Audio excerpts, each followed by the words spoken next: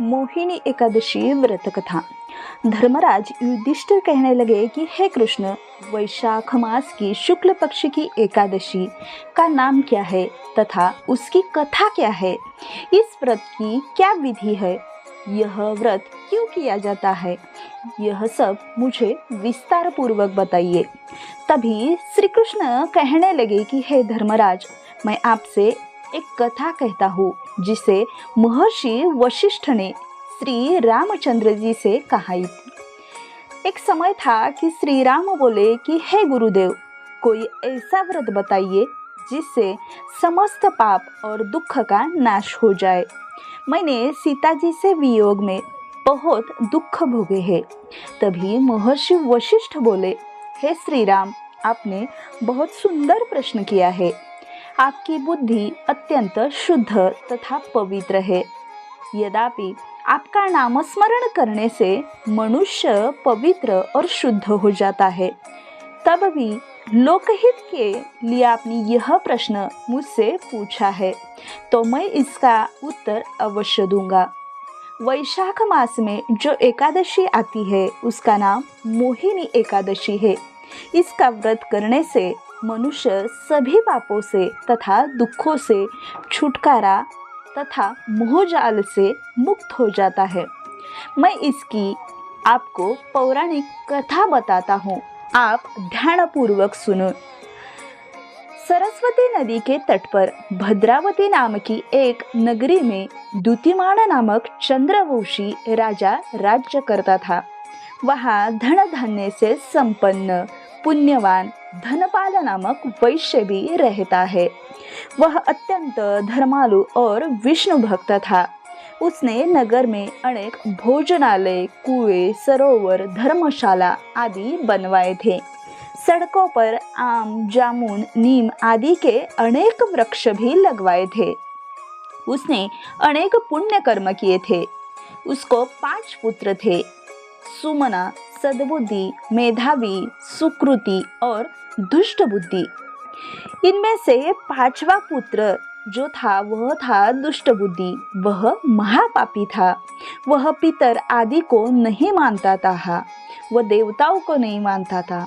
वह वैश्य दुराचारी मनुष्यों की संगति में रहकर जुआ खेलता था, परस्त्री के साथ भोग विलास करता था तथा मांस, मद्य का सेवन भी करता था।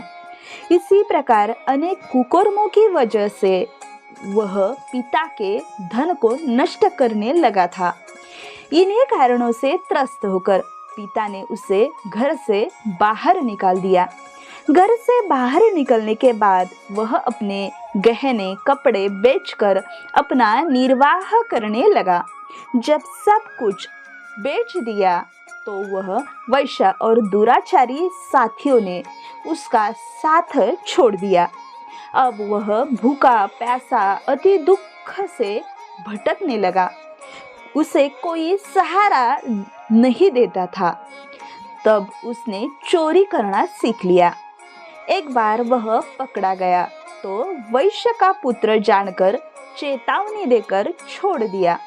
मगर दूसरी बार जब पकड़ा गया तब राजा ने से इस बार उसको कारागार में डाल दिया। कारागार में उसे अत्यंत दुख दिए। बाद में राजा ने उसे नगरी से निकल जाने का आदेश दिया। उसे जंगल में भेज दिया गया। वह नगरी से निकलकर जंगल में चला गया। वहाँ वन्य पशु पक्षियों को मारकर खाने लगा। कुछ समय ऐसे ही बीत गया। कुछ समय के बाद वह बहेलिया बन गया और धनुष्य बाण लेकर पशु पक्षियों को मारकर खाने लगा।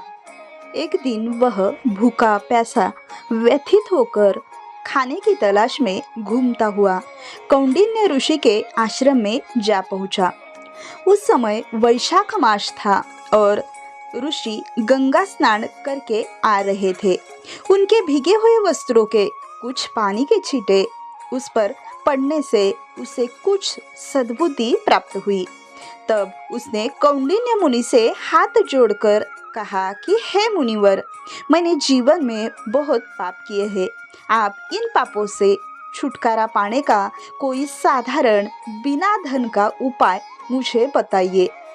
उसके दीन वचन सुनकर कौंडिन्य मुनि ने प्रसन्न होकर कहा कि तुम वैशाख शुक्ल की मोहिनी नामक एकादशी का व्रत किया करो। इस व्रत से समस्त पाप नष्ट हो जाएंगे। मुनि के वचन सुनकर वह अत्यंत प्रसन्न हुआ और उसने उनके द्वारा बताई गई विधि के अनुसार मोहिनी एकादशी का व्रत किया। हे राम, इस व्रत के प्रभाव से उसके सारे पाप, सारे दुख नष्ट हो गए और अंत में वह गरुड़ कर बैठकर विष्णु लोक में चला गया। इस व्रत से मोह आदि सब नष्ट हो जाते हैं। मनुष्य को उसकी सारी दुख यातनाएं नष्ट होती है, उसके सभी पाप नष्ट हो जाते हैं। संसार में इस व्रत से कोई भी श्रेष्ठ व्रत नहीं है। इसके महात्म्य को पढ़ने से अथवा सुनने से 1000 गौदान का फल प्राप्त होता है। इसीलिए यह पुरातन कथा अवश्य सुननी तथा पढ़नी चाहिए। यह मोहिनी एकादशी की पौराणिक कथा अगर आपको अच्छी लगे तो इस वीडियो को लाइक, शेयर तथा सब्सक्राइब ज़रूर करें। धन्यवाद।